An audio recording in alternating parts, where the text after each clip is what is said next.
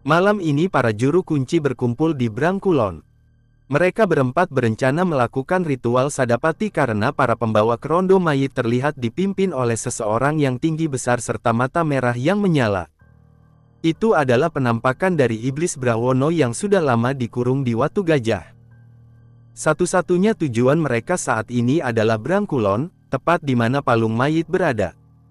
Para juru kunci terlihat duduk memutari sesajen yang berada di depan mereka. Mbah Sarkem mengeluarkan sebuah bingkisan yang dulu pernah diberikan oleh Mas Bambang. Aroma kemenyan tercium bersamaan dengan aroma bau anyir serta bangkai yang bau menyeruak hingga seluruh penjuru desa. Terlihat para juru kunci saling merapalkan mantra. Rintik hujan mulai turun diiringi suara jeritan dan pekikan yang tak tahu dari mana arah suaranya. Kami bersembunyi bersama penduduk desa di balai desa. Kami semua terdiam tak berani sedikit pun bersuara. Hujan dan angin terlihat menakutkan malam ini. Badai yang telah lama hilang datang kembali ke desa ini. Bawa ke sini, Kir. Kata Mbah Carik menyuruh Le Sukir membawa Bewok ke tempat yang lebih tinggi. Bewok dibaringkan di sofa di balai desa. Para warga terlihat kebingungan melihat Bewok yang dibawa oleh Le Sukir dan Mbah Carik. Kami semua dibuat bertanya-tanya, apa yang sebenarnya terjadi. Loh Bewok, Iku Bewok, Bewok kenapa? Suara-suara gunjingan terdengar menggaung dari mulut penduduk. Mereka tak habis pikir, seharian mereka mencari keberadaan Bewok, namun tiba-tiba Bewok datang dengan kondisi seperti itu. Cuplis, sudah kamu cek keberadaan, Arya? Tanya Mbah Carik. Hanya ada ibunya, Mbah. Itu pun ibunya bersikeras untuk tinggal di rumah. Kata Mbah Cuplis. Di mana dia sekarang? Kata Mbah Carik. Mungkin dia pergi ke palung mayit, Mbah. Lirih Bewok. Palung mayit. Ujar Mbah Carik heran. Pada saat itu, dia bilang ingin menyelesaikan apa yang tidak bisa diselesaikan Mbah Kliwon. Ucap Bewok. Apa maksudnya? Tanya Mbah Carik lagi. Bewok hanya menggeleng-gelengkan kepalanya. Kepulan asap kemenyan membumbung tinggi ke langit. Para juru kunci terlihat menfokuskan diri merapal mantranya. Para pembawa kerondo mayit berjalan perlahan menuju Brangkulon. Setiap jalan yang mereka lalui mematikan setiap kehidupan bahkan untuk rumput yang tumbuh liar di tanah. Perjalanan mereka bagaikan wabah berjalan yang menakutkan. Palung mayit bergejolak, aura negatif terasa meronrong dari bawah sana. Rasa marah dan dendam membuat energi negatif di palung mayit semakin menjadi-jadi, apalagi setelah para rombongan pembawa kerondo mayit yang dipimpin langsung oleh Brahwono akan menuju ke tempat itu. Arya terlihat duduk di bawah guyuran hujan yang turun dari langit di tengah-tengah palung mayit. Dia disaksikan oleh banyak orang tak kasat mata di tempat itu dengan tatapan marah, namun mereka semua tidak bisa berbuat apa-apa. Arya tidak peduli dengan tatapan mereka, dia hanya duduk diam menunggu sesuatu yang akan datang ke sana. Arya! Suara teriakan lantang dari Alif terdengar keras walaupun hujan yang cukup deras. Arya! Teriak Alif sekali lagi dengan nada marah. Arya berdiri dari tempat duduknya, dia melihat Alif menghampirinya dengan rasa marah yang sudah memuncak. Apa yang sudah kau lakukan bangsat? Kata Alif saat berada di depan Arya. Arya yang awalnya terdiam tiba-tiba tertawa terbahak melihat kelakuan Alif. Suara tawa yang membuat siapa saja jengah mendengarnya. Apa yang kulakukan, Alif? Tanya Arya mengejek. Kau... Geram Alif. Belum sampai Alif ingin menghajar Arya yang terlihat tanpa pertahanan, Alif tiba-tiba rubuh di depannya. Arya tertawa melihat Alif yang jatuh tanpa sebab. Alif merasakan tubuhnya terbakar dari dalam, darah terlihat keluar dari hidung dan telinga Alif. Alif merasakan kesakitan yang teramat sangat akan hal itu. Sebentar lagi, ucap Arya. Sebentar lagi aku akan menyempurnakan apa yang tidak bisa dilakukan oleh si Kliwon. Sebentar lagi semua akan tunduk di bawah kakiku. Kata Arya dengan tertawa. Arya kembali duduk bersila di tanah luas yang hijau itu.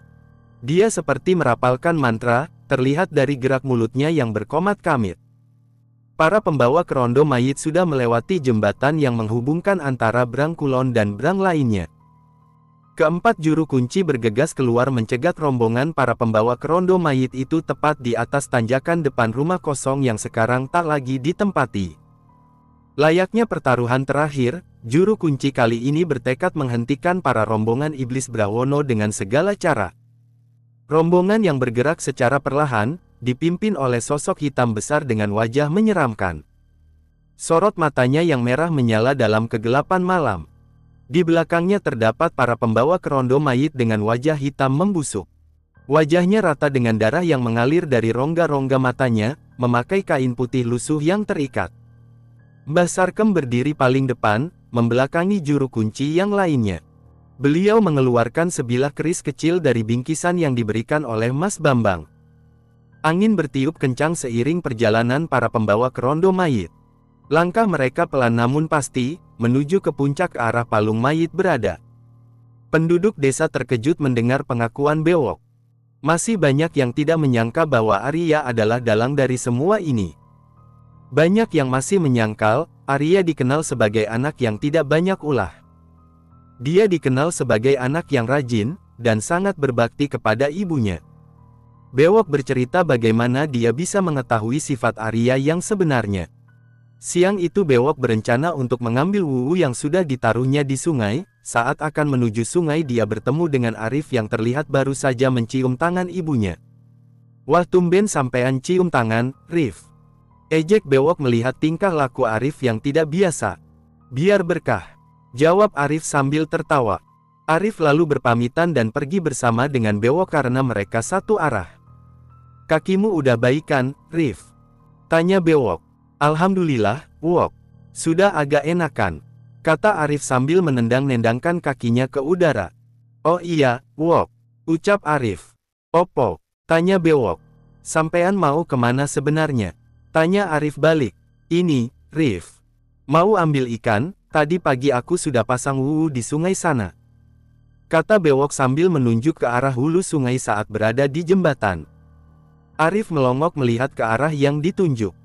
Hulu sungai memang tempat yang cocok untuk menaruh perangkap ikan. Aliran yang cukup tenang dengan kondisi yang rindang karena banyak pohon bambu yang berada di pinggiran sungai. "Gini aja, Wok. Sampean bantu aku dulu di ladang," ajak Arif. "Ah, moh," tolak Bewok. "Bantuin aku, soalnya di bawah itu banyak semak." "Bantuin nerabas semak-semak, Wok," kata Arif. Bewok terlihat termenung sejenak. "Yowis, aku kasih kopi nanti ama gula buatmu di rumah," tawar Arif. "Ah, kalau gitu ya ayo," kata Bewok menerima tawaran Arif. Bewok dan Arif pun bersama pergi ke ladang. Mereka berdua bekerja sama membersihkan semak belukar.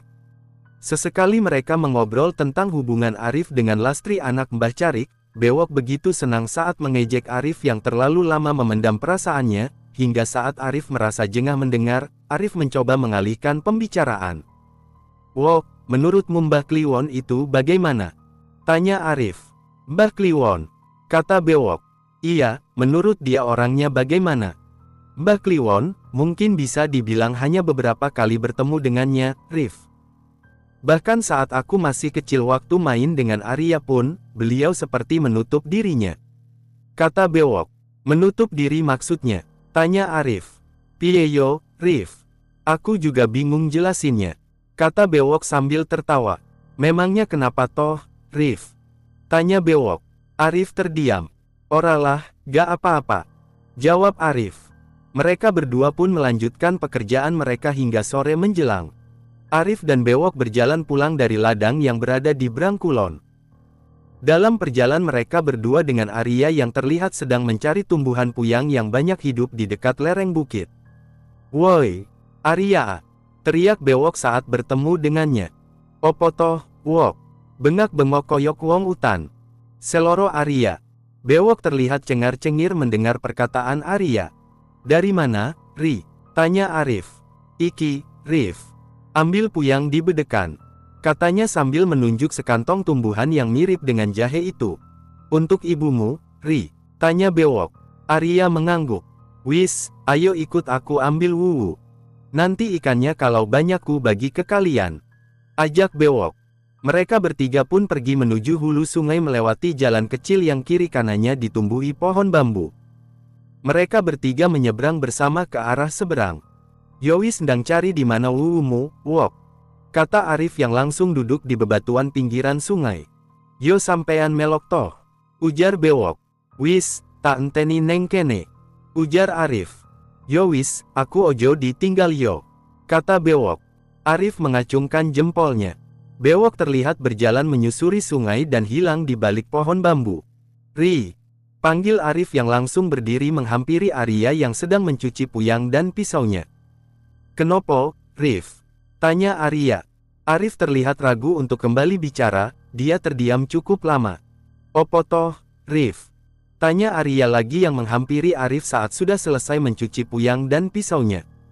Sebenarnya aku bingung gimana bilangnya, Ri, ujar Arif. Arya terlihat heran dengan temannya tersebut. Ri, apa sebenarnya cerita-cerita tentang ayahmu, Mbah Kliwon itu kebohongan yang ditutupi? Tanya Arif. Maksudnya? Tanya Arya. Arif lalu duduk dan menceritakan semua yang dia dengar saat berada di rumah Mbah Sarkem dengan sangat detail. Arya terlihat terdiam mendengar cerita dari Arif. Arif sesekali menatap ke arah Arya, dia berharap bahwa apa yang dituduhkan oleh Mbah Sarkem kepada Mbah Kliwon itu tidak benar. Arya menghela napas panjang. Jadi kau percaya? Tanya Arya. Entahlah, aku sendiri masih bingung, ujar Arif. Arya lalu berjalan dan duduk di sebelah Arif. Hal itu memang benar, Rif, kata Arya. Maksudmu, apa yang dikatakan Mbah Sarkem dan Alif itu sebuah kebenaran, dan rumor yang selama ini tentang Mbah Kliwon adalah kebohongan yang disembunyikan dari penduduk desa ini? Tanya Arif lagi. Aku memang tidak terlalu dekat dengan ayahku, bisa dibilang dia hanya mengurusi kehidupannya sendiri, ujar Arya. Dia memang menuntut sesuatu dan itu yang membuatnya menjadi orang yang temperamental, tambah Arya.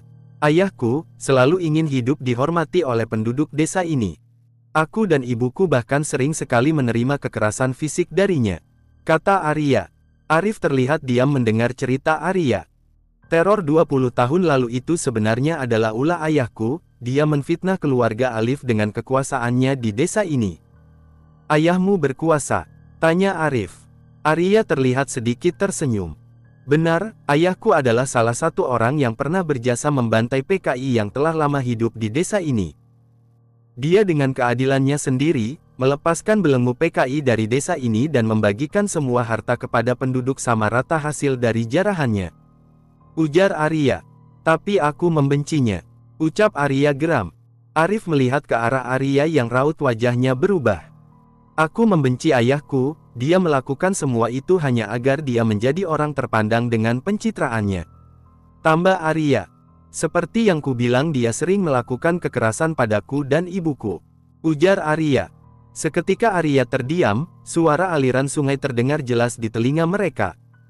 Tapi, ucap Arya. Tapi apa, Ri? Tanya Arif. Saat kematiannya, aku baru mengerti apa yang dia lakukan selama ini, jawab Arya. Maksudmu? Tanya Arif. Dia menuntunku, jawab Arya dengan senyum menyeringai. Menuntunmu? Kata Arif. Aku baru mengerti bahwa apa yang dia lakukan sebenarnya tidaklah sia-sia. Hanya saja, beberapa orang mengusiknya hingga dia tidak bisa menyelesaikan apa yang dia bangun dari awal, ujar Arif. Ri, panggil Arif pelan. Arya menoleh ke arah Arif. Ri, dirimu tidak ada hubungannya bukan dengan teror yang terjadi saat ini? Tanya Arif. Arya terdiam dan kemudian tersenyum mendengar pertanyaan temannya. Tentu tidak mungkin, Rif, kata Arya sambil menepuk pundak temannya. Arif terlihat sedikit tenang, walau dalam hatinya dia merasa ada sesuatu yang mengganjal di hatinya. Arif terlihat memegang batu kecil dan melemparkannya ke arah sungai yang mengalir. Saat itu Arya menusuk perut Arif dengan pisau yang ditaruh di balik celananya. Arya membunuh Arif, seorang teman yang telah lama melewati suka duka bersama.